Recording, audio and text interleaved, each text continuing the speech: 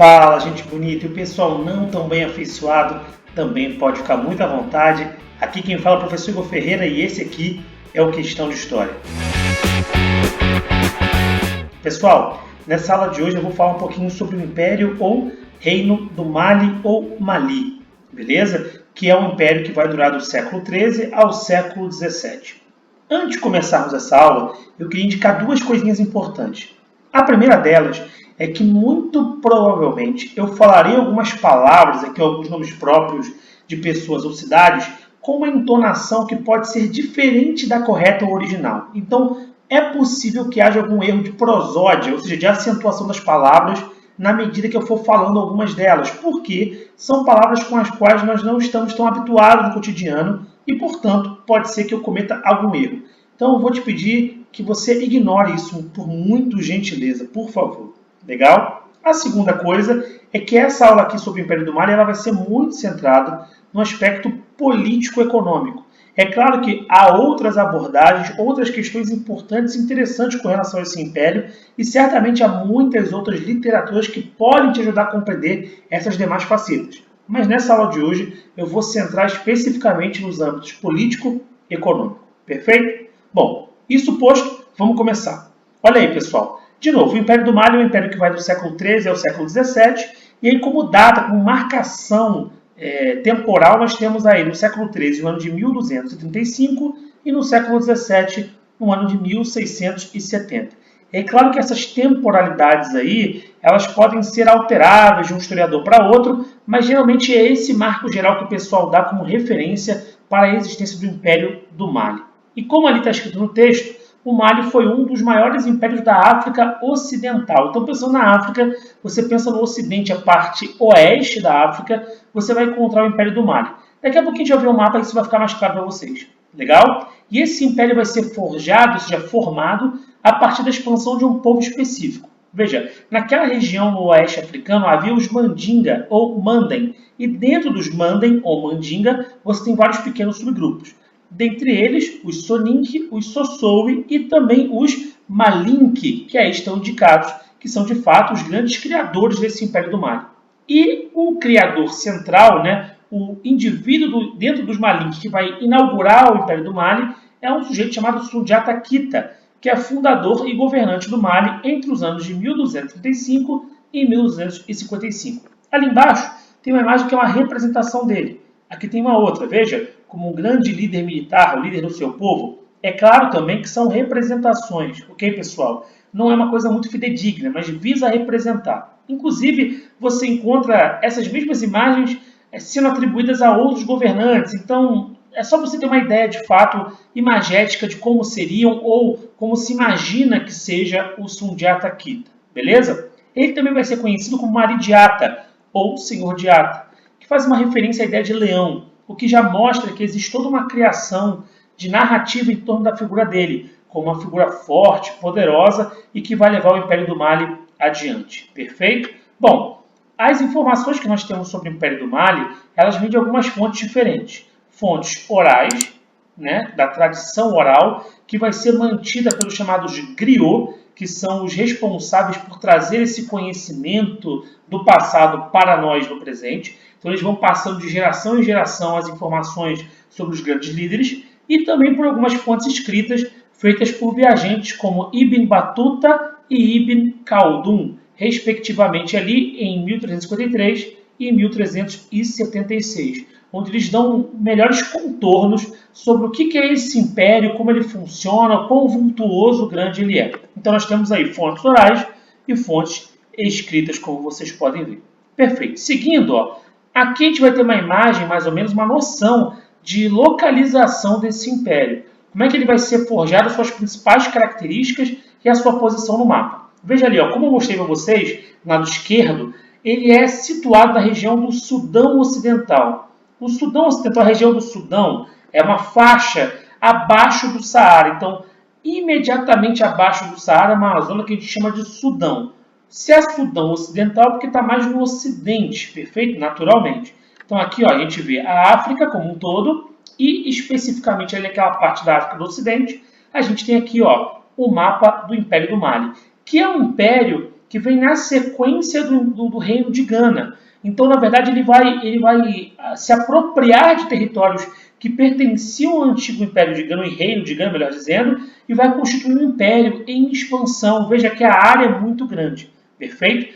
Note, lembre-se, o primeiro dos seus líderes foi Sundiata Keita, mas certamente não o último, né? Porque ele continuou até o século XVII. Então ele vai se apropriar, ele vai utilizar de um território que era do reino de Gana e vai sobrepondo-se a esse reino, estabelecendo agora uma nova ordem a partir desse líder Sundiata Keita.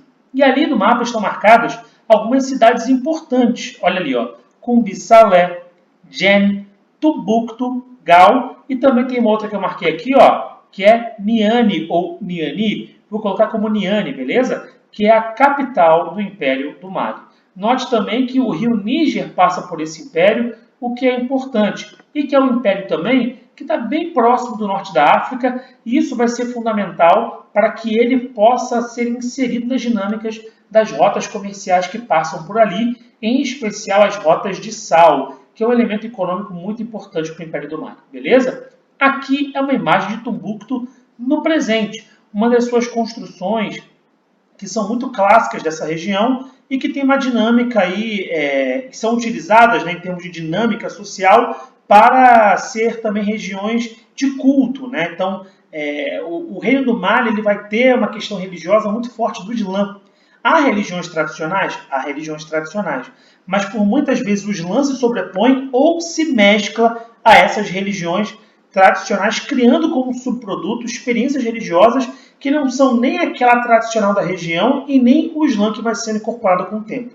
Com relação ao Islã, eu quero que vocês lembrem que ele vai começar a avançar sobre a África já do século 7 para o 8, ou seja, depois que o Islã se estabelece como religião na Península Arábica, ele vai passar por uma expansão que vai chegar muito rapidamente, vai se alastrar pela África e, portanto, muitos povos, até o Ocidente africano, vão incorporar o Islã como religião. Não à toa, até hoje, vários países têm o islamismo como sua religião oficial e dominante. Perfeito? Então a África Negra irá se islamizar.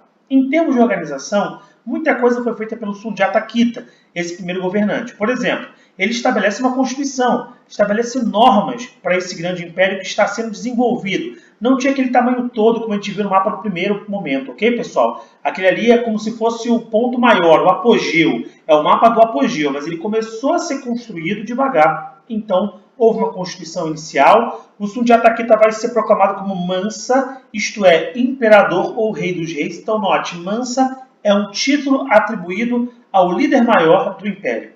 O império vai ser subdividido em várias pequenas províncias que eram administradas por lideranças locais. Então, veja, é um império com vários poderes locais estabelecidos que estão subordinados imediatamente a esse imperador ou Mansa, no caso, o primeiro Sundiata Keita e daí em diante todos os demais que vierem. Além disso, o Mansa ele vai ter o poder jurídico, ele vai ser o juiz supremo, o patriarca ou o chamado pai de todos os seus súditos. Então, aquilo que ele fala é ordem. Esse povo, né, os Malinke, também chamados de Maninka, legal, que formam a região do Império do Mali, eles vão se organizar em clãs de homens livres e nobres. E tem uma coisa importante, nesse império, uma das marcas centrais da liberdade é o direito de usar armas. Veja, vamos pensar aqui em Brasil. Quando no Brasil tiver a escravidão lá para o século XVIII e XIX, a marca que distingue o mundo dos livres e dos escravos é a possibilidade de usar calçados. Pensando na África, também há uma marcação distintiva entre os livres e os escravos. Os livres, por exemplo, poderiam portar aljava, poderiam levar armas, enquanto os escravos não podiam levar armas. Aqui é mais um ponto importante para poder mostrar a vocês que havia escravidão dentro do ambiente africano. Mas sobre escravidão especificamente, podemos falar não só com relação à África, mas ao Novo Mundo, né, as Américas, em aulas posteriores. Além disso, esse reino passou por uma grande expansão de território e é por esse motivo que nós falamos que é um império, porque tem uma política expansionista que vai fazer com que ele alcance desde o Atlântico até o interior africano, submetendo vários outros povos ao longo desse processo. Com relação à forma como a coisa era organizada, tem um relato bem interessante desse viajante aí, Ibn Battuta, que é um viajante islamizado, islâmico, que diz o seguinte, com relação ao Império do Mali. Lembrando que esse relato dele é do século XIV, beleza? A segurança é completa e total. O rei não perdoa a ninguém que se torne culpado de injustiça. O viajante, tal como o homem sedentário, ou seja, o homem estabelecido naquela região, não tem a temer os malfeitores, nem os ladrões, nem os que vivem de pilhagem. Ou seja, o que o Ibn Battuta está registrando para a gente? Que existe uma ordem interna muito bem estabelecida e que o governo é rígido com relação a crimes. É claro que a gente pode se perguntar sobre a legitimidade da forma como esse poder se organiza, se não é excessivo. Bom, são discussões do tempo presente que podem ser feitas em análise com relação ao passado. Mas o fato é que para o homem daquela época, Ibn Battuta, aquilo ali era mostra de quê? Segurança, essa autoridade, essa severidade com a qual os crimes são tratados, mostra que é uma região de segurança, de organização, em que o comércio pode prosperar, perfeito? E, aliás, prospera bastante, até chegar, inclusive, no seu apogeu, talvez, né, nas memórias que temos do reino do Mali,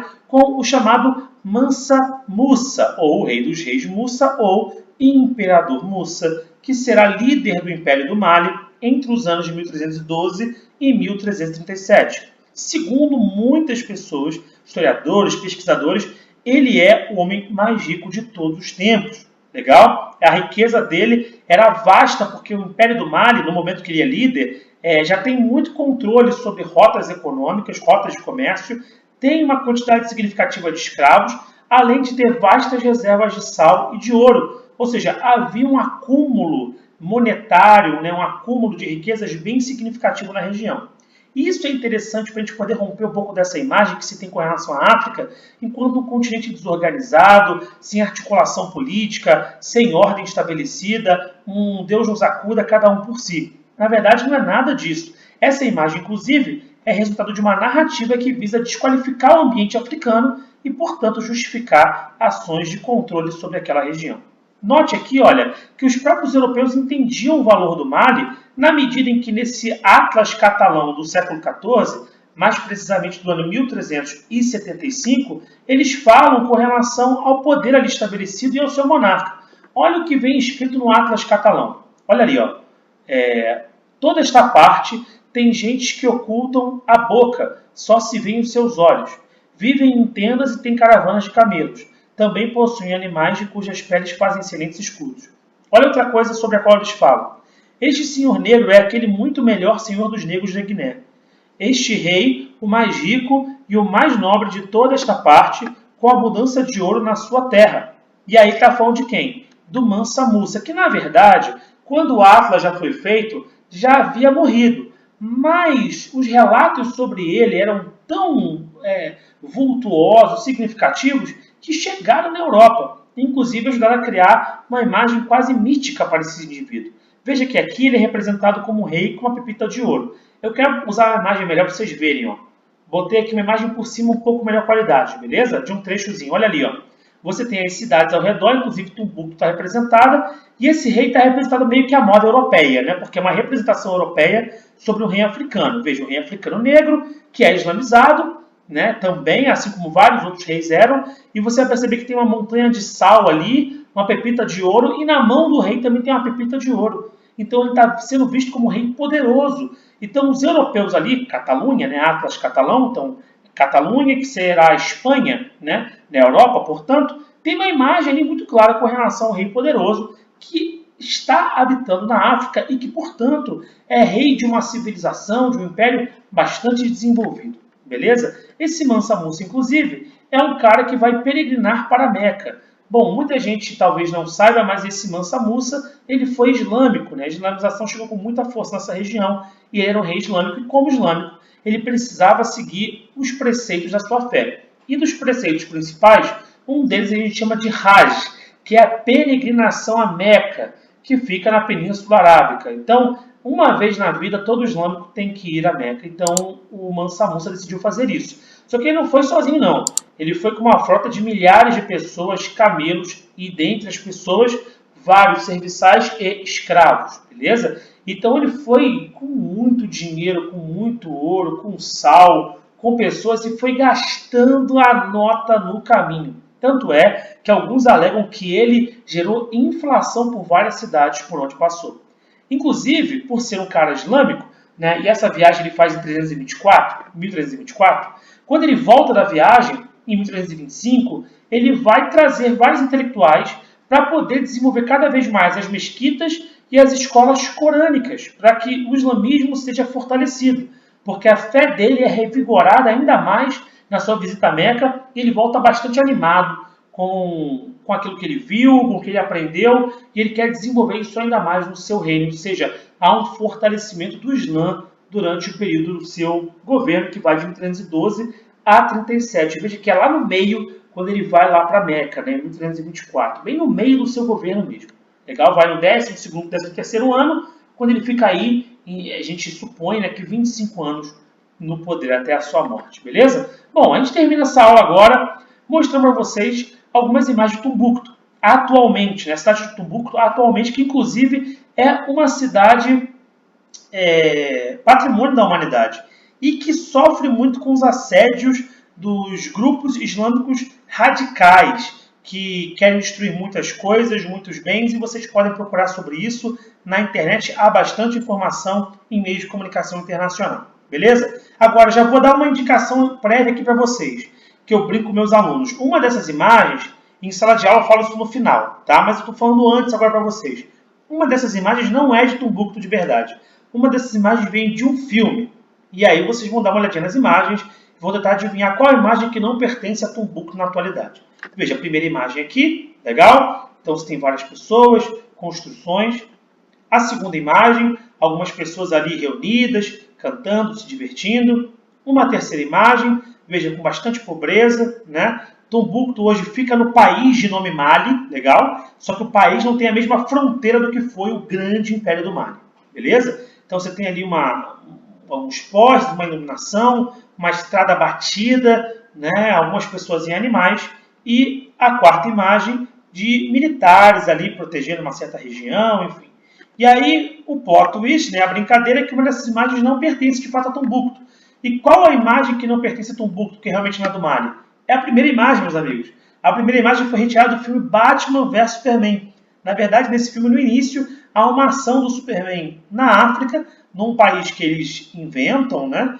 Não é um país de verdade, mas que, na minha opinião, é uma tentativa de réplica, de imitação do que seria um país do oeste africano. Veja que há vários elementos, né? Vou até aproximar de novo, há vários elementos ali que podem remeter a uma região como o do Mali, né? Você pode ver, por exemplo, o vestuário, o tom de pele das pessoas, você pode ver a questão do clima, não é nem o clima, né? Mas a questão da geografia local, de modo geral, né? As plantas, né? O terreno arenoso, os animais ali para propósitos cotidianos e as próprias construções. Ou seja, o pessoal lá do filme Batman vs Superman fez o dever de casa direitinho para tentar reproduzir o que seria o oeste africano. Não usaram o nome original do país, inventaram outro nome lá, mas é uma cópia bem interessante, né? Uma cena que foi feita no Novo México, reproduzindo o que seria o ambiente africano.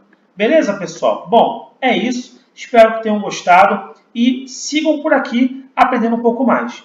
Bom, não deixe de passar para seus amigos, se inscrever no canal e deixar sugestões, beleza? Grande abraço a todos, nós nos vemos. Valeu!